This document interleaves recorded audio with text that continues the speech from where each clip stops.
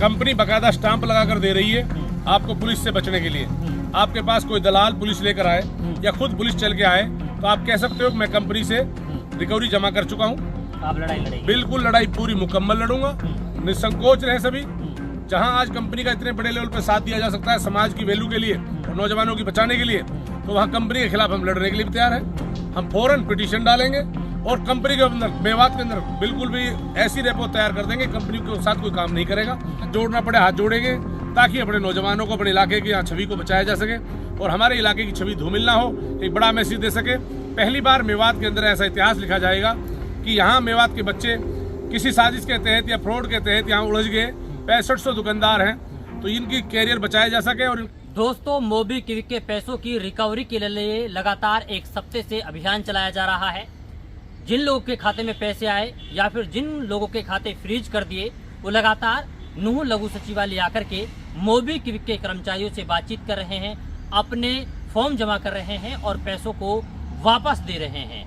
इस पूरे मामले में कमांडो हिदायत खान की अहम भूमिका रही है, क्योंकि लगातार लोगों से बातचीत कर रहे हैं, लोगों से पैसे वापस करने की अपील कर रहे हैं।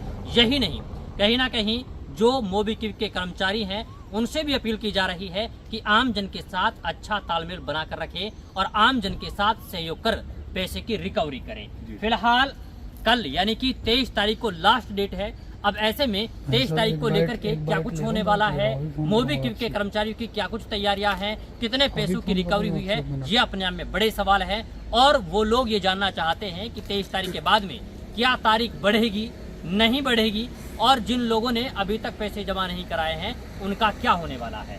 कमांडो हिदायत खान, सबसे पहले तो आपका बहुत बहुत स्वागत है। शुक्रिया। अच्छा, ये बताएं कि मोबीक्विक के पैसों की रिकवरी लगातार हो रही है, ऐसे में क्या अपील है लोगों से, क्योंकि 23 तारीख लास्ट बताई गई थी। मैं यही कहना चाहता हूं अपने मेवात के सभी उन नौजवानों से, उन जिम्मेदार लोगों से, जो कारोबारी लोग हैं जिनके खाते में, जिनके QR कोड में पैसा आ गया था, वो सभी जमा करें। कल 23 तारीख लास्ट डेट रखी गई है। हमारे SP मेवात साहब की तरफ से एक बीच में एक रास्ता निकाला गया बैंक उनकी कंपनी से मुलाकात करके कि ये लोग निर्दोष है, ये इतने बड़े दोषी नहीं है, मात्र सा इनका छोटा सा कसूर है, उस कसूर पे इनको सजा नहीं दी जा सकती क्योंकि कारोबारी लोग हैं, ताकि इनका रोजगार आगे चले, बच्चों को पालन पोषण कर सके। ये करीबन 6500 लोग हैं, तो इन लोगों को जेल में ना जाके ये रिकवरी जमा करा दें। तो एक चांस दिया 16 तारीख से 23 तारीख। साथियों, आज 22 तारीख हो चुका है। करीबन मुझे उम्मीद है कि 6-7 करोड़ की रिकवरी तो कम से कम हो चुकी है, हो सकता है ज़्यादा भी हो गई हो। शाम को ये डाटा बताएंगे। उन्होंने कहा है कि हम शाम को टोटल डाटा जोड़ेंगे।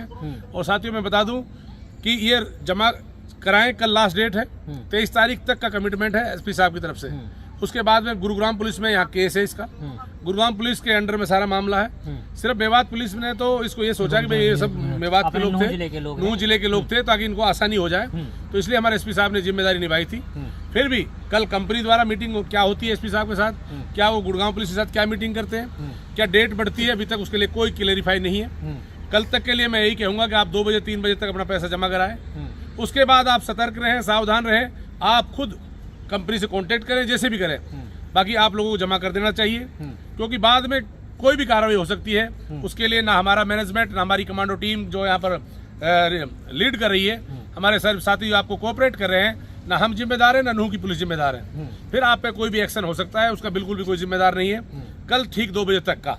उसके बाद अगर कंपनी टाइम बढ़ाती है और गुरुग्राम पुलिस रुकती है, गिरफ्तारी नहीं करती है, तो बहुत अच्छा होगा। उसके लिए भी एफर्ट करेंगे, पूरी कोशिश करेंगे, तन मन धन से लग जाएंगे। हाथ जोड़ना पड़े हाथ जोड़ेंगे, ताकि अपने नौजवानों को, अपने इलाके की छवि को बचाया जा सके और हमारे इलाके की छवि धूमिल ना हो, एक बड़ा मैसेज दे सके।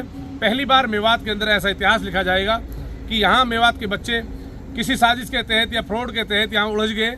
6500 दुकानदार हैं, तो इनकी कैरियर बचाया जा सके और इनका जीवन यापन सुचारू रूप से चल सके, तो इन पर कोई मुकदमा ना हो और अपने ढंग से रह सके। तो इसकी एक कोशिश थी और वो बराबर हम 23 तक करते रहे, आगे भी कोशिश करेंगे। ठीक है। अब सवाल ये है कि जिन लोगों ने पैसा रिकवर करवा दिया, जिन लोगों ने पैसे जमा करवा दिए हैं, अब उनका सवाल ये है कि हमने पैसे तो ले लिए और कई खाते बंद कर दिए गए, यानी सीज कर दिए गए। अब उनकी क्या रहेगा?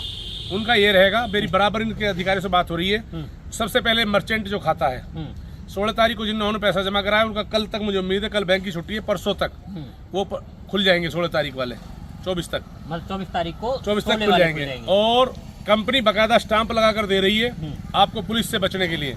आपके पास कोई दलाल पुलिस लेकर आए या खुद पुलिस चल के आए तो आप कह सकते हो कि मैं कंपनी से रिकवरी जमा कर चुका हूं और वो आपका अकाउंट या तो पुलिस खोले या बैंक खोले।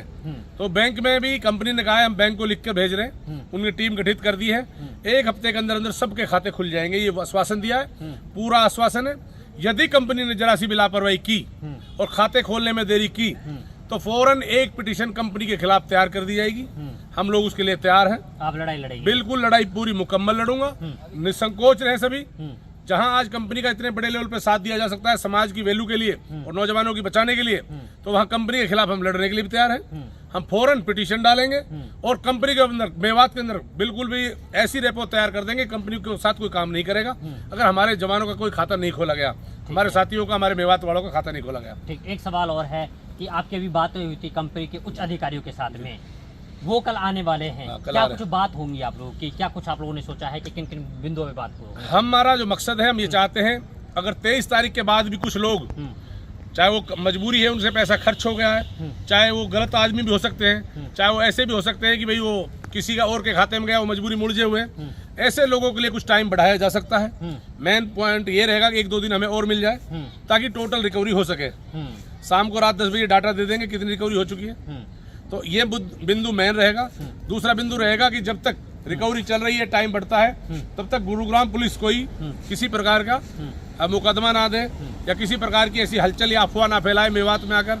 उनको किसी भी हम्बल रिक्वेस्ट के आधार पर रोका जाए। बाकी पुलिस को तो अपना काम करना है, वो करेगी, लेकिन कंपनी नहीं चाहती जब तक काम करना, तो पुलिस अपना आप काम नहीं करती।